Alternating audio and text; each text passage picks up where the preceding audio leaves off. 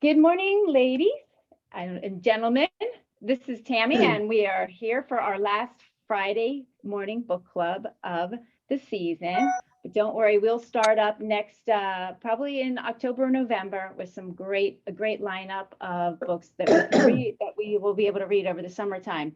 So tonight we have Tracy, and we are going to be talking about the social graces, and we're super excited to have author Renee Rosen is going to stop by. So Tracy, welcome.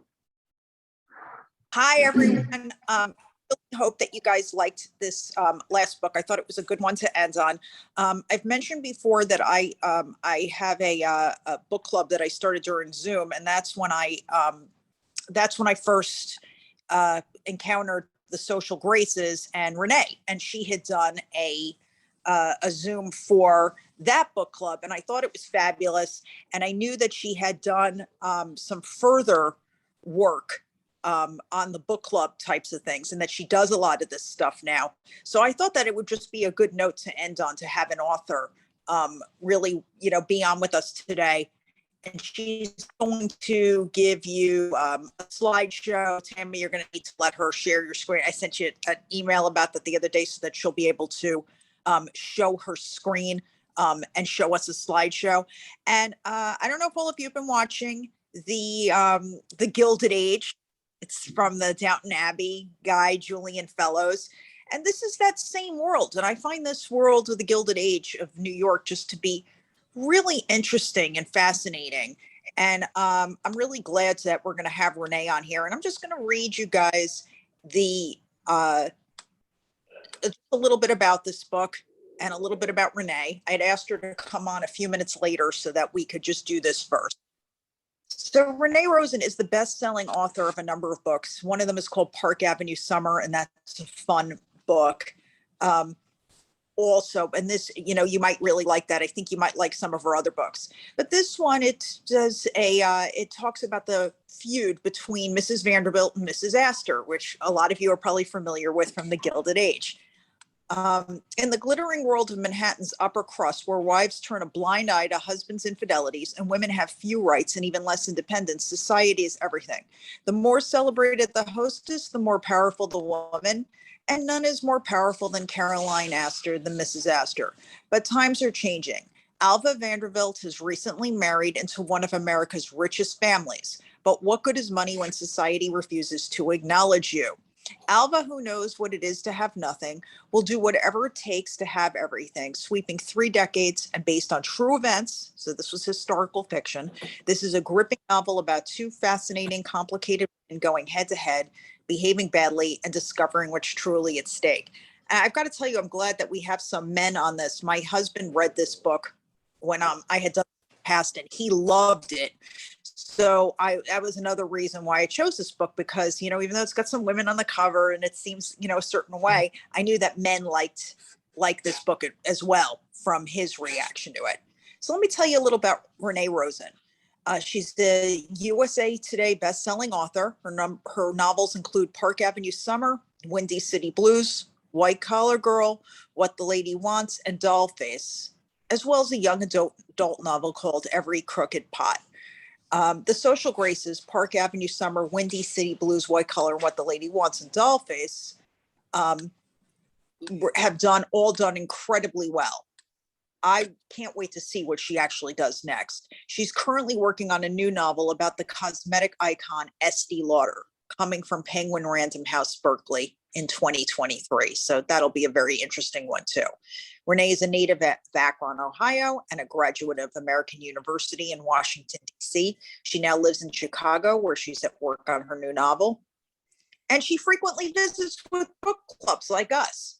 So hopefully she'll be in a moment. And I'm actually going to check on her. I'm here. What I'd like you to Oh, you're here, Renee? I am here. Yes. Renee, you look better than the picture you have online. Oh, I got to tell you, you look fantastic. How are you doing? I'm well, thank you. Thanks for having me. Thank you so much. Inviting me to join you all. When you did our book club, the one, my other book club, I want to say it's like a year ago now.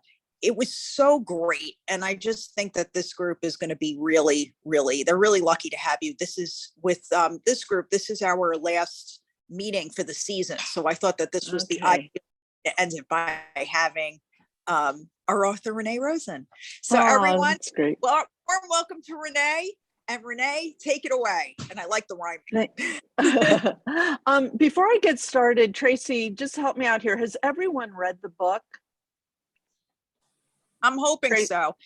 Okay, because I just want to make sure. And you know what? I'm going to just check something because I'm a little fuzzy here. So bear with me 1 second and see if I can change this. There. Okay. Is that better or worse? I can't tell. Okay. So all right, I'm going to attempt to share my screen. So let's see here if this is going to work. Share. Okay, we did it. Can everybody see? Yeah. Everybody's yes, okay. You can see. Yeah. Okay, modern technology. All right. So again, thank you so much for inviting me to be part of. Do you want to hit your slide so we can see just the one single slide? Let's see here if I can. Just go over to the right. There we go. There we go.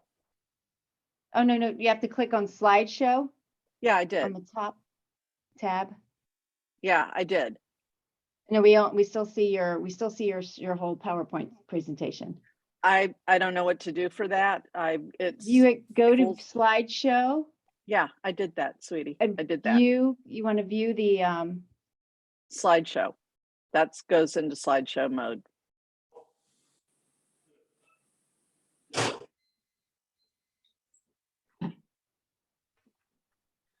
Is it too distracting with the? Well, we just can't see it. It's not that big. That's all. You can. I don't know if you're doing this on your phone or if you're doing it on. No, I'm online. This is how I was going to say to Tammy, if you want, you can actually pinch this out with your hands, and it makes it bigger. I know, but I'm worried about everybody else because you know, the presenter view won't do it. 1 minute outline. Yeah, that goes into slideshow presentation where the thumbnails disappear for me, but they're still there for you.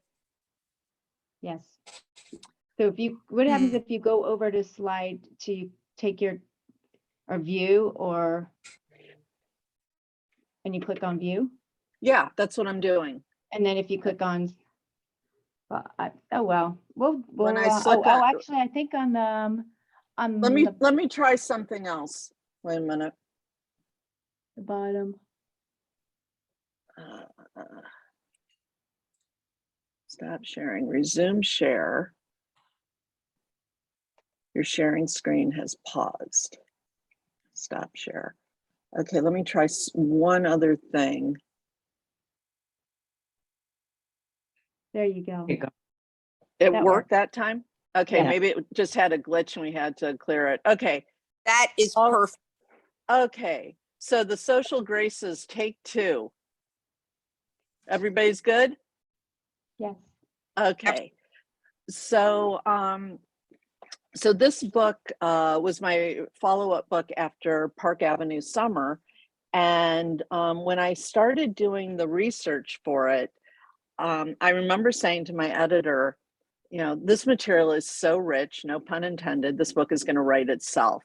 And that right there was the kiss of death, because I ended up having to rewrite this novel 3 times, top to bottom. Every time I did, I wrote probably 100 pages, trashed it, had to start back again. And I just could not get it right. So when this book hit USA Today, there were tears. My editor was crying, I was crying. We just couldn't believe it. So so let's get into the actual story here. So the Social Graces, as Tracy sort of set up, this is a story of Caroline Astor and Alva Vanderbilt vying for control of New York society during the Gilded Age. this is about ladies behaving badly. Caroline Astor was the reigning queen of society. She was more powerful than her husband, which is something we'll talk about a little bit later on. And she was the gatekeeper. And Alva Vanderbilt grew up as Alva Smith in Mobile, Alabama. She was educated in France because her mother really wanted her and her sisters to take their part in society. And her father was a wealthy plantation owner, and the Smiths were actually a well-regarded family in the South. And then two things happened. After the Civil War, Alva's mother died, and her father squandered all the family fortune. And so she was on pretty dire straits by the time she meets and marries Willie Kaye Vanderbilt.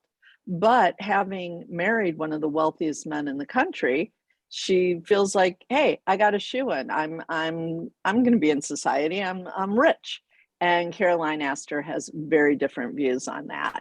And this sort of starts the feud between the two of them. And before we get into more of that, we need to really understand why society mattered. And, we're talking about the 1870s to the early 1900s. Women had no rights. They couldn't vote, they couldn't own property, they didn't have their own money, they didn't work outside the home. They were pretty much beholden to their husbands and fathers. And so society gave them an arena where they could actually flex their muscle. They had social currency. And, if they were a hostess, they got to call the shots. They got to plan their menu, the guest list, the flower arrangements. And it gave them a sense of power. And the more successful the hostess, the more powerful the woman. And of course, no one was more powerful in this time than Caroline Astor, or the Mrs. Astor, as she liked to be known. And just to further explain society, there were two camps in society in that time. You had the Knickerbockers, or they were the old money. Their ancestors were the original Dutch settlers in New York. And then you had the nouveau riche. And these were the people who were just coming into new money post-Civil War. A lot of it was railroad money. Now, Mrs. Astor had 4 daughters. She's in the middle here. And her sidekick, the gentleman next to her, is Ward McAllister. They were Knickerbockers. And they were very concerned about the influx of new money, or the nouveau riche. Mrs. Astor had 4 daughters that she had to marry, and she did not want them rubbing elbows with the new money. She thought new money, the nouveau riche, were tacky. They were very flashy. They ate their peas with a fork rather than a fork and knife. And she just did not want her daughters rubbing elbows with them. Now, Alva, of course, represented the nouveau riche. And worse than that, she was railroad money. And Mrs. Astor did not approve of railroad money. She felt one's wealth should be inherited rather than earned. And I think that's a really great gig if you can get it. And then they went even further to form the 400. Ward McAllister and Mrs. Astor formed a literal list of 400 names of people they deemed were worthy to be in society. And of course, Alva Vanderbilt was not on that list. And so this further inflamed the rivalry between the two of them. So, and just to further illustrate the differences between the Knickerbockers and the nouveau riche, you see Caroline Astor's townhouse here. And it's massive, but it's pretty plain. And that is actually at the site where the Empire State Building is today.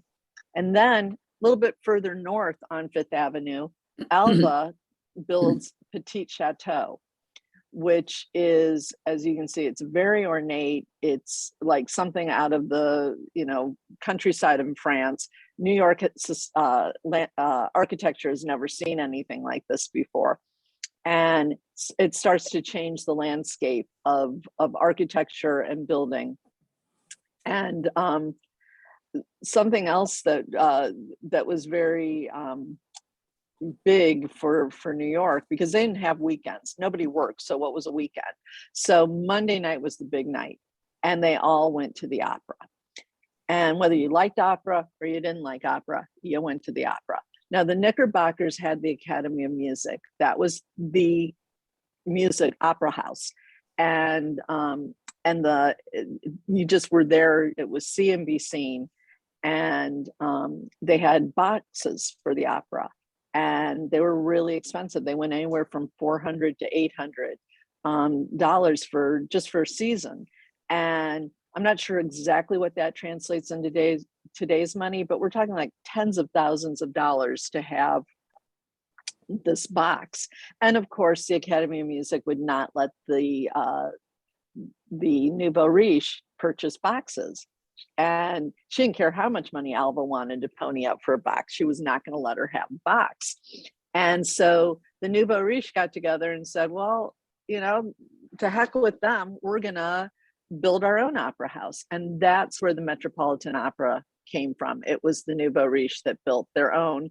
And of course, it was bigger and better and flashier than the Academy of Music. It eventually shuttered the Academy of Music.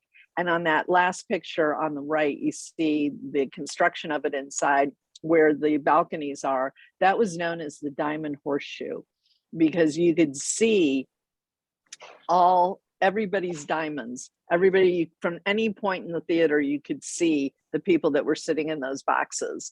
And that was really more of the show than the opera itself. So now there are two seasons in New York society during that time. There was winter and there was Newport. And Newport is Newport, Rhode Island. This was their summer getaway for the wealthy. And they went there for 6 weeks and stayed in their cottages. Their cottages had 50 to 75 rooms. And this is Mrs. Astor's cottage. And it's on Bellevue Avenue, which is the main drag. And, you know, it's beautiful. It's got a ballroom. It's right on the Atlantic Ocean. And it's beautifully appointed and all. And just to get under her skin, Alva Vanderbilt buys the plot of land next door to Mrs. Astor's Beechwood, and she builds Marble House. Now, it just blows Beechwood out of the water. And if anybody is watching HBO's Gilded Age, the Russells' home is Marble House. You can see the grand staircase, the opening, the ballroom. And here's a few more, like Alva's bedroom is Bertha's bedroom. The Gothic room on the lower left, which is where Consuelo, Alva's daughter, got engaged. They've used that as Mr. Russell's office. Now, the dining room they're not using, and I'm not sure why, but it's very distinctive with this rose marble. Each of those chairs weighs 75 pounds a piece. Alva's guests couldn't get in and out without the help of a footman. And there's a scene in the book where she kind of holds her dinner guests captive while she has a meltdown. And so moving right along, back in New York, back during the winter season, the event of the year was Mrs. Astor's Ball. There were 400 carefully curated invitations that went out. And if you weren't invited to Mrs. Astor's Ball, you either went out of town or you told people you were out of town, and then you stayed in your house with all the lights out, because it was just a disgrace to not be at Mrs. Astor's Ball. It was an admittance that you just were not good enough for the upper crust. And so, of course, Alva was never invited to Mrs. Astor's Ball. And to get back at her for that, she threw the be-all end-all of balls, her masquerade ball in 1883. She's just recently completed Petit Chateau, and she sends out about 1,200 invitations to both Knickerbockers and Nouveau Riche, and it's going to be a masquerade ball that sends all of New York society into a tizzy for months planning their wardrobes and their costumes. Alva throws she spends about $250,000, which is about $6 million of today's money for this ball. And these are some of the outfits. In the upper left hand, the first scene shot is Alva in her costume. She went as a Venetian princess. And her sister-in-law, Cornelius Vanderbilt, next to her went as an electric light. And she actually had a switch in her pocket so her torch would light up throughout the night. Her other sister-in-law in the lower left-hand corner went as a hornet, and she's got diamond studs in her, you know, in her beehive and all. Even the men got into it. But to me, the woman who had the best costume of all was the socialite who went by the name of Puss. And she loved all things, Kate Strong loved all things feline so much that she had a taxidermied hat made of a cat and tails sewn into her dress. So she was the original Cat in the Hat. And I think she wins the award for best costume. And this Alva's ball was such a success that it kicked off an era of just crazy themed balls. And all the hostesses were saying, you know, I need to do something just as elaborate as Alva did. So we had a lot. We had the hat ball. We had a white ball, the blanc ball, where if you had a stitch of black anywhere on your men or women, you were turned away at the door. Then there was same thing with the rouge ball and the royal blue ball. And when they ran out of colors, then they started doing animals. So there was an elephant ball. There was a chimp ball, which is in the book, where Mamie Fish throws a ball for the very mysterious Prince Del Drago of Corsica, and it turns out to be a chimpanzee. And then there was the dog ball, where everybody brought their dogs, and there was a table for the humans and a table for the dogs, who were served their own 3-course meal. I mean, you can't make this stuff up. And then there was the horse ball, and that's the picture here. This was taken at Sherry's, which was a very posh New York restaurant. They brought in hay and dirt and put it on the floor. They had a trough. Every guest got a horse. They got a saddlebag with a bottle of champagne and a tube so that they could drink their champagne throughout the evening. And I don't know what they did with the manure, but there was never another horse ball after that. And then, not to be outdone, the Chews decided that they were going to throw a servant's ball. So once again, all of New York society goes running to their dressmakers, and, you know, I need to look like a footman. I need a laundress outfit. I'm going to be a maid. And they go to this ball. Mr. Chew greets his guests with a feather duster in one hand and a bucket in the other. They, instead of sitting at their dining room table, they are all sitting on wooden crates. Instead of napkins, they're using newspapers. And they're all playing the role of being these servants. And to make them even further tone deaf, after they make a mess of everything, who cleans up the mess but the real servants? So, and after that, the pendulum sort of swings back the other way, and society is now ready for a really grand masquerade ball. So it kind of comes full circle, and this is 1897, and circles back to where Alva was with her original masquerade ball. And there are 1,500 invitations given out. This is held at the Waldorf Hotel before it became the Waldorf Astoria, which is a very interesting side story on its own. The guests here spent about $400,000 on their costumes. The average family makes about $400 a year. Guests are, each couple has their own footman. They have 2 bottles of champagne. The gentlemen are given cigars with $100 bills wrapped around them. The women are given jewelry. And while they're gorging themselves on this lavish meal, there's a big protest outside the Waldorf because of the haves and have-nots.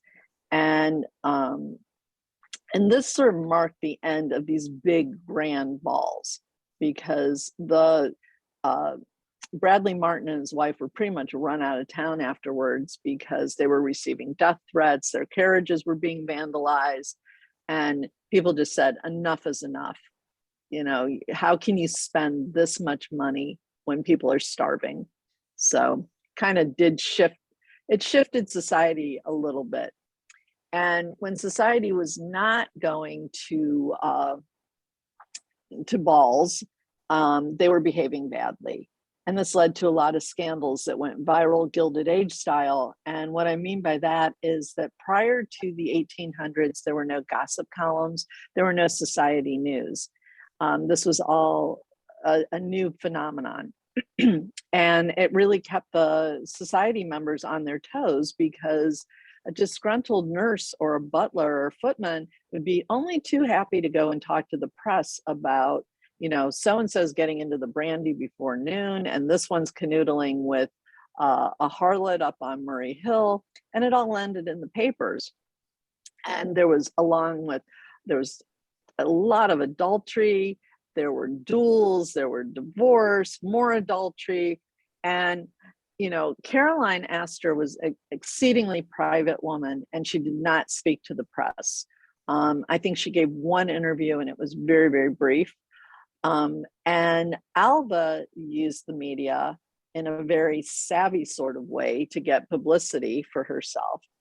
But the one person who really I think of him as sort of like the first media hound, that was Ward McAllister. He just could not get enough of seeing his name in the paper, and he would call out hostesses and, you know, criticize this one for frapping her wine insufficiently, or serving 2 white sauces back to back, or serving salmon, you know, at the wrong time of the year.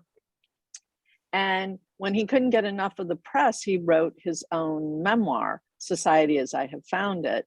And even though he didn't name names, he threw everyone under the bus. It was very transparent as to who was Alva, who was Caroline, who was Mamie Fish, and etc. And he became a social pariah. And Mrs. Astor would have nothing to do with him anymore, which had to have devastated him. And as a result, he died alone, eating dinner by himself at the Knickerbocker. And then this book is, I think a big theme in this book is mother-daughter drama. You know, Caroline had 4 daughters. They really gave her a run for her money, but none more so than Charlotte. Charlotte was the rebel. She had an affair. She ended up leaving her children. She ran away from New York, later came back. And through the whole thing, though, Caroline really stood by her. And that was a hard thing for her to hold on to her power while her daughter was just basically disgracing the family. And the other side, you have Consuelo Vanderbilt. This was Alva's only daughter, and Alva was determined to have her marry a title. And she basically sold her daughter to a duke. And I'm assuming you've read the book, so you know all those horrible things that she did. She locked her in her room, she confiscated her mail, and you know, she did really make her daughter wear a steel rod up her back so that she would have perfect posture. So, and, you know, ultimately Consuelo ended up getting the marriage annulled, even though she already had 2 children. She had an heir and a spare. And she and Alva did repair their relationship. And Alva basically went to the judge and said, I coerced my daughter into marrying this duke. So, and Consuelo went on to have a happy life. And she and her mother, as I said, sort of patched things up. But there's heavy mother-daughter drama. And then I think another theme of this book, pretty obvious, but money can't buy happiness. This is a picture of a younger Caroline Astor on the left with William Backhouse Astor Jr. or Astor II. And, you know, as I said before, she was more powerful than he was. And that had to have been a really tough position for him to be in, because that just did not happen in that time period. And as a result, he spent much of his time on his yacht, drunk, or with a prostitute, or all of the above. And, you know, Caroline, I think, was very, very lonely. And but her role was society and taking care of her daughters and marrying them well. And that was sort of what drove her, but not a very happy woman, when all was said and done. And then the other picture is Alva and Willie Kaye. Now, Alva was such a strong-willed woman, and during this time it was not uncommon for all these men to have mistresses there, and the wives just turned a blind eye because they had no say in it. Their husband could be off with another woman and come home drunk and knock on your bedroom door, and you had no recourse but to let them in. And Alva, when Willie Kaye starts wandering over to her best friend, she says, not on my watch. And she dares to sue him for divorce, and then turns around and marries his best friend. So I think that's kind of funny. But yeah, so money does not buy happiness. And the golden years of the Gilded Age, Caroline, it was pretty sad. This is the staircase that she fell down. And she was in her 80s, and she was never quite the same after that. And she passed away with her trusted butler, who was by her side, and her daughter Kaye. And then we have Alva, who had finally reached the top of the mountain, and she's looking around. She's, one of the reigning queens of society. And by the way, it took 3 women to replace Caroline to do the work that Caroline Astor did, society. But Alva arrives and she's like, wow, is this all there is? And she became very, very involved in the women's suffrage movement. She put her money and her muscle behind that. She was an advocate for civil rights and equal rights of men, of women, minorities, because she felt like she had been, if she was a woman of such such means, and even she couldn't get couldn't leave her husband without jumping through hoops, how were other women going to free themselves? So she really fought for women's rights. And, as crazy as Alva was, she was a trailblazer in that regard. So before we get into that kind of wraps up the social graces. And before we get into questions, I'm just going to give you a brief overview on some of my other books. And Tracy mentioned this earlier, but my first book was Every Crooked Pot. It's an autobiographical coming of age story.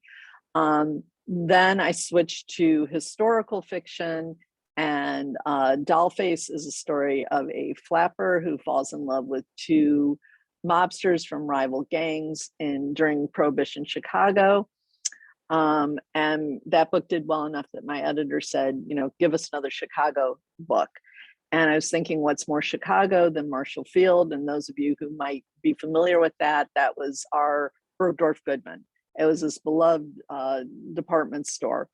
And so What the Lady Wants was a story of Marshall Field and his 20-year love affair with his neighbor, set in Gilded Age Chicago. Then it was give us another Chicago book. So I wrote White Collar Girl, which is the story of the Chicago Tribune and the Daily Machine, and a young journalist who wants to write serious news, but because she's a woman and it's the 50s, she's relegated to society news and finds a secret source inside the Daily Machine and starts scooping the guys. And it's got a thread of a mystery in it.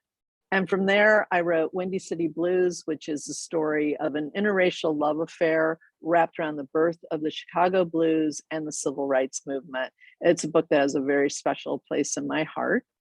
And then I moved my work over to New York, and I wrote Park Avenue Summer, which is a story. It's sort of Mad Men meets The Devil Wears Prada. It's the story of a young girl who becomes Helen Gurley Brown's first secretary when she took over Cosmopolitan magazine.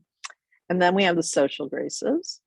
And the book that is coming out next April is called Fifth Avenue Glamour Girl, and that is about Estee Lauder, which I've never had more fun with a book.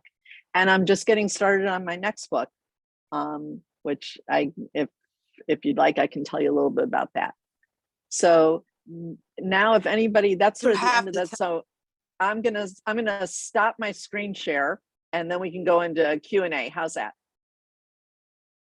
Okay, you back? That sounds good. Thanks. That was- sounds good. I've been here.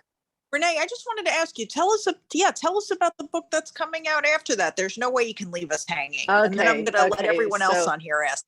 Here's a hint. It's Ruth Handler. She's the woman who invented Barbie. And she was a Oh my. I'm so excited. I just got the green light for this. So Ruth Handler was actually a feminist. She was a tomboy. She didn't play with dolls. The only reason she created Barbie was because her son, Ken, played with toy soldiers, and her daughter, Barbara, only had baby dolls. And that only perpetuated the fact that her daughter could only grow up to be a mommy and a housewife.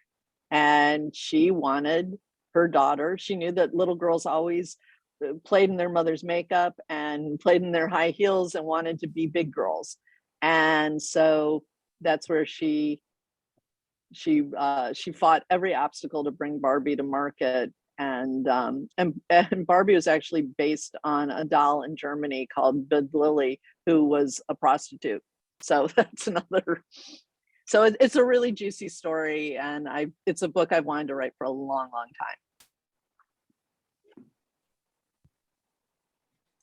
Well, So That sounds absolutely amazing. So let you guys take it away. You know, Tammy can call on you and ask Renee questions. You have it here. What's better than having the author to answer all of your questions?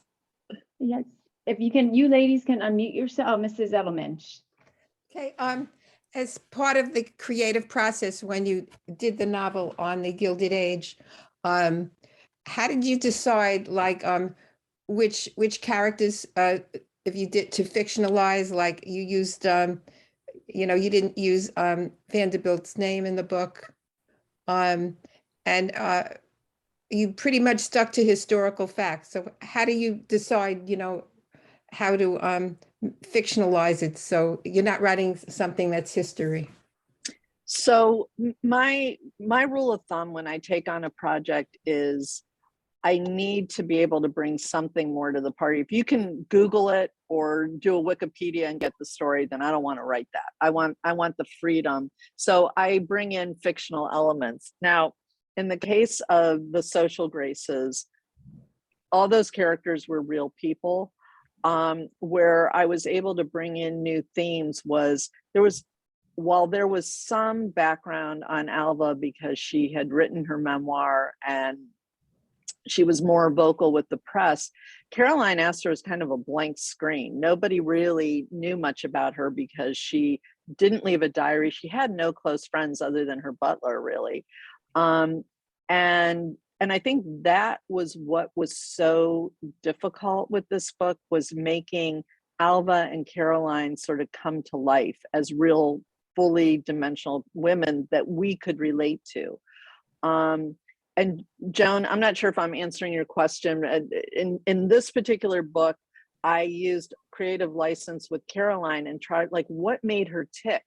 And it wasn't until I started to think of her almost as a CEO of a corporation, and then started thinking of her as an unfulfilled wife whose husband is never around. He's always in the background. And then how did she relate to her daughters? So there were some fictional elements that I was able to bring in to that. The relationship between Alva and Jeremiah Vanderbilt was fictionalized. And I always do an author's note at the back of my books where I separate fact from fiction. And then in many of my other books, I will introduce a fictional character to sort of either interact with the main character. So for example, Park Avenue Summer was about Helen Gurley Brown.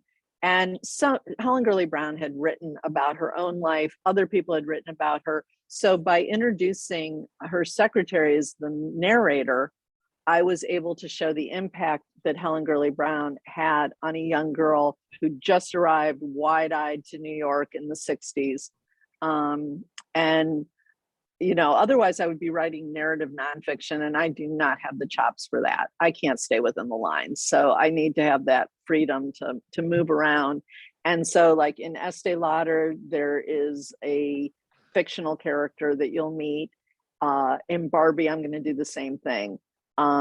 Just because, again, like I said, if you can go to Wikipedia and read about the novel I'm going to write, then that doesn't give me enough justification to fictionalize it. Did you see the Broadway show that was about Estee Lauder and her competitor? It was War Paint, and Right, it was that's right. Helena Rubinstein and Elizabeth Arden. And I did not see it particularly because I didn't want to be influenced by it. And I do have Elizabeth Arden and Helena Rubinstein in the Estee Lauder book, because you can't tell Estee's story without those two. Right, yeah. So. Thank you. Mm-hmm. Mrs. Bader, did you have a question? More of a comment. First of all, I was thinking of Truman Capote when you were talking about that friend who writes a book about his friend and then gets thrown in the gutter by all of them. That's right. And the other part, you wrote at the end that you went to Newport and toured the houses and you didn't get into the Astor House. I was there many, many years, over 40 years ago, at least, trying to remember. And, you know, we spent some time there. You're going from house to house. And I went to the Astor House because people at lunch said to us, you must go. And we said, well, you know, we want the big fancy palaces. And I think they've worked on this in the 40 years because it's what looks fresh. I remember it as thievish when we were there and we're saying, well, I don't know. She said, no, go to the Astor House because they had actors as the docents. So when we came, they said, oh, you're coming to Mrs. Astor for tea. Mrs. Astor will be here soon. And they had line, they were prepared. So when you come as a group, they were working the group and it was funny. Yeah. It was really fun. It was funny. It wasn't as almost historical as the other houses, and the numbers were I'm not clear on a certain number, but it kind of stuck with me that at the Vanderbilt house, they made parties for hundreds of thousands of dollars. The woman who ran the place, they would hire, they didn't do it.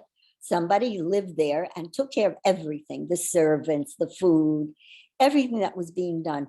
And they maybe sent her either $40 or $400 a year, something ridiculous that they could spend for one night, these amounts, and then the servants, they paid next to nothing. And they did give us an equivalent at the time that kind of stuck with me. And it was amazing. And I was also thinking about, all of a sudden I went black, where Roosevelt lives. What is that town? The old Roosevelt home, historic home. Well, there's a Vanderbilt house there as well. Oh, okay. And when you go there, you're going to go to both because number one, I think it's owned by the museum things together. But besides that, but the Roosevelt is the seedy, old money, nothing put together kind of place. And the other is the Vanderbilt house is a palace. When you go there, you can go from one palace to another. Yeah. But we enjoyed the book. It was a very good read. And frankly, it was well written, which was a pleasure. Yeah. Thank you. That means a lot. Yes. It meant a less to us too, because it was more fun. And when you're reading it, it really grabbed you. And you were there. You painted the rooms. We were there. We saw it in your book. Thank you. Thank you. And the book that because Ward McAllister was sort of the precursor to Truman Capote. So I highly recommend The Swans of Fifth Avenue by Melanie Benjamin. She really goes into that, how he betrayed his friends by writing about them. So. Then anybody else have some questions? Renee, how, I think we've all started to watch The Gilded Age, and it's pretty remarkable to watch that. And all of a sudden we have even more clarity on the book that you wrote. So when we watch it, we can like visualize like some of the parallels between your story and The Gilded Age. Was that planned, or which came first? You know? No, oh, Tammy, that's such a great question, because when I started writing it, this was pre-pandemic. I knew shortly after I started this book, I found out that Gillian Fellows of Downton Abbey fame was doing a series for HBO on The Gilded Age. And at that point, I think it was for CBS. There were so many, it was fits and starts with that project.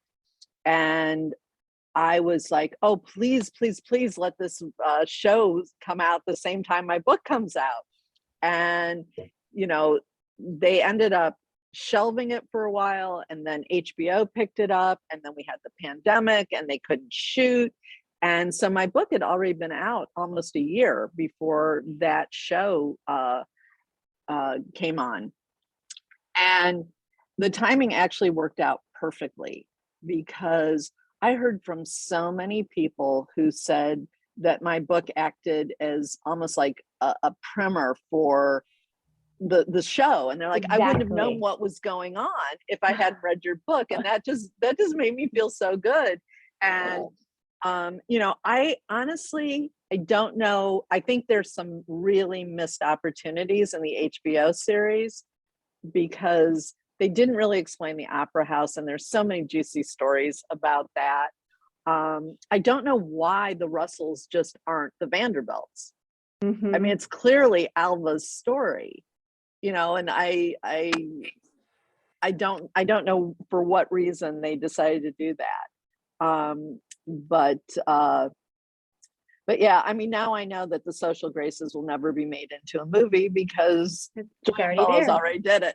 So, yes, I loved it. I started when I was reading, like even from like the page 2 or 3, I kept on flipping back to your family tree and trying to figure out. And I was like, and then I'm Googling like pictures and trying to get a visual. And then I think it was one of my members that I heard talk about this called The Gilded Age. And then I went and clicked on it, and I was just like, oh, I understood everything. And like you said, it was phenomenal. And I'm like, oh my God, that's right. There's the calling cards, there's the food, there's the way they, you know, we were talking about the way they talked, the mannerisms.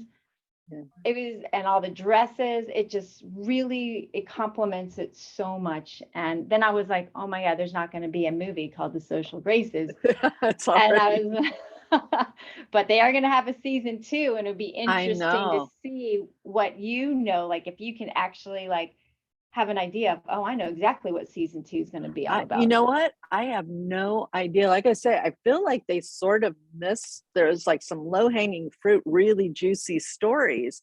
I don't know if the Russells are going to throw some grand masquerade ball, or, you know, there was an economic downturn and depression. I don't know if they're going to get into that, because they do a little bit more of the upstairs, downstairs, which I purposely did not want to do, primarily because I thought it was too much like Downton Abbey. Right. But so I don't know, but I'm glad it got picked up for a second season. I enjoyed it, but and the funny thing was, we were watching it, we're like, oh my God, that's Alva's bedroom. Oh my God, his bedroom is Consuelo's bedroom, you know, because we had spent so much time at Marble House, you know. But very cool. Mrs. Edelman, what did you want to say? Just, would you happen to know which mansions survived on Fifth Avenue? Because I know the Frick Museum was one of the mansions. Are there any others? There is a synagogue that was one of the Astor homes. Bergdorf Goodman was one of the Vanderbilt homes. You mentioned the Frick, but I think that's about it. In fact, that's why we spent so much time in Newport. And other than going to the Historical Society in New York and Trinity, the Trinity Cemetery, there just isn't a lot left of the Gilded Age in New York, which is very sad. You know, but you go to Newport and you're in a time capsule.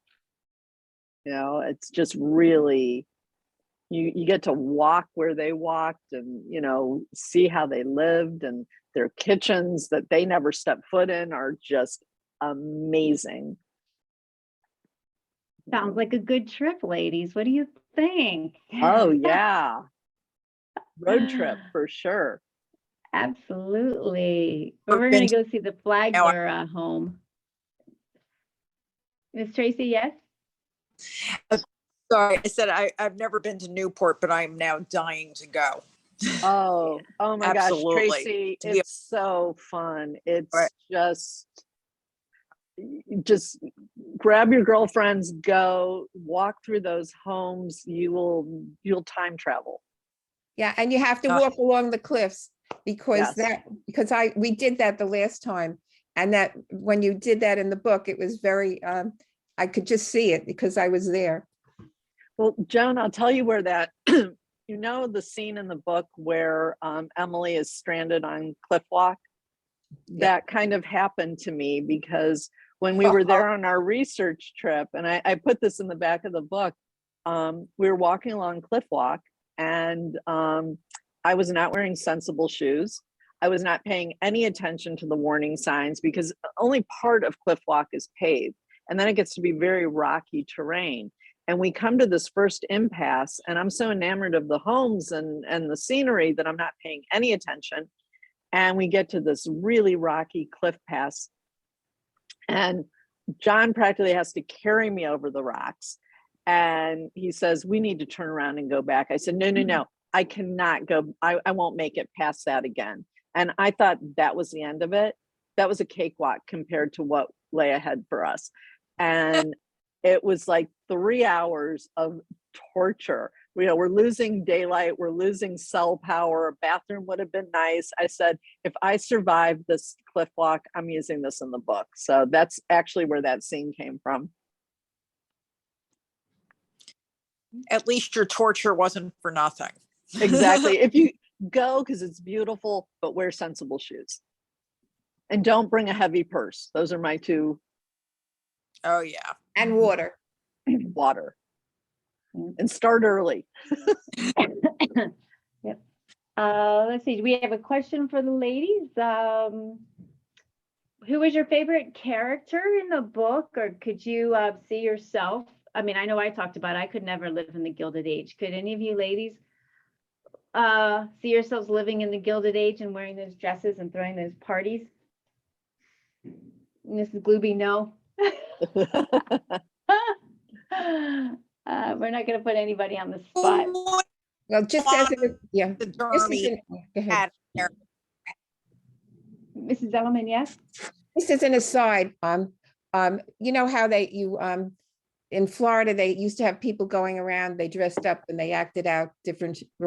There used to be an older woman who died about 4 years ago, and she did one about the 4 women who had a great impact.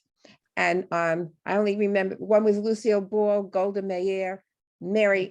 It was Astor, I guess it was, and she did a big thing about the Mary Astor and the Waldorf and the Astoria, which when I saw it in the book, I just related to it because I remembered her speech, and that was really very interesting.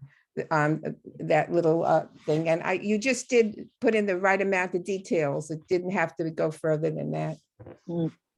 Miss Renee, I have a question from Renee. Oh, actually, Mrs. Ferrante, you unmuted yourself if you want to ask your question. Well, I'm going to ask it. She asked, have you been to Old Westbury Gardens and looked into the Phipps family history? I have not. I'm going to go do some snooping around on that though. So thank you. That's your next book after Barbie. Barbie. Mrs. Fader, hang on, let me unmute you. Yes, ma'am. I want to answer your question. We are in Glen Eagles. I was thinking that is the opposite of that whole lifestyle.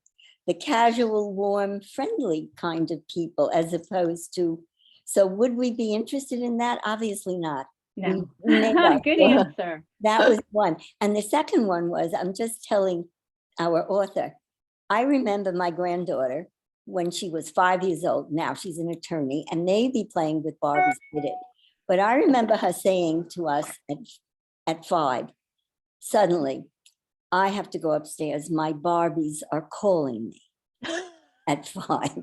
So Barbie was very important and obviously led her in a direction of self-worth for sure. Yeah. Yeah. All Oh, that's right, funny. Mm, Well, How ladies, can I ask a question? Sure. sure. How long has this book club been together, and what sort of books do you read, and how often do you meet? And Well, actually, this is a we could call this a COVID book club. I think it was it Mrs. Weisbar, right? I think there was a group of women that we've had book clubs at our club before I came on board, and they were in person. Then a couple of our members had a group of women with a book club with a woman, Joyce Ryder, and when COVID happened, we kind of just adopted her book club group with all these members, and we took it online with Joyce Ryder. So our Friday morning book club has only been active since COVID. And then Mrs. Ryder passed away, and Tracy came on board and became our facilitator. So we are going to try to start up in next season. We'll probably end up doing both. We're going to be, I think everything that we're doing now is going to be in person and recorded live on Zoom. And that's the way we're going to do our book club. And I haven't figured out all of the aspects of it or the books. And we'll probably have some guest speakers, and Tracy will probably be a big part of it. So the books, I don't know what everybody likes to read, but they love to have books that aren't, we found out, I think Tracy found out, that are not on your regular book club list. They like to have that intellectual thinking. I think that's correct, ladies. yeah. Yeah. You know, if I'm not correct, let me know. But I would love to have the women collaborate and come up with books that they would like to read or they've seen. I think that really gives it a good start. And they like to hear, like what you did. They like presentations. They like to hear the history of a book and the building of the characters. That's what they crave rather than the back and forth. But they love to hear the whole backstory and how the stories relate to the history. Is that Mrs. Vader? What did you want to say? I was going to say that it was a very interesting list of books that she gave us this year. Yes. And a few of them I never would have chosen, but I was glad I read every one of them. And then you kind of look back from one to the other. So we would, in our discussion, make comparison to different people's lives in various places all around the world. And this was a different place we've never really contemplated, but it was an interesting place to visit. So we enjoyed this book too. And I think Tracy had a great group, great collection of books for all of us. So I Yes. know we want to at least thank Tracy for picking up where Mrs. Ryder left off. And Tracy, we could always count on her showing up, and I love having you here. So we're looking forward to even a bigger and better book club. And, you know, we have a new membership and a lot of different, I don't know, just have a lot of people and a lot of different ideas and that they want to read about. So we might have to branch out, I think. Sounds Well, good to me. Excited about doing it live. Yeah, Wow. live, I think everybody wants it live, and I think we definitely Yeah. want to have it on Zoom because some people love to just listen in. Yeah. Yeah. The hybrid that was one of the good things I think that came out of the pandemic. One of the only, very few positive things is that we can all connect, because I never knew about Zoom before. Did you guys ever Zoom before, Not Well, before. we called it video conferencing back in the day. Yeah. So, it's nice because I can, my work is so isolating, and I get to connect with readers, and I get to watch my friends who are touring. I can, you know, sit in on their events and all. So it's sort of brought people together.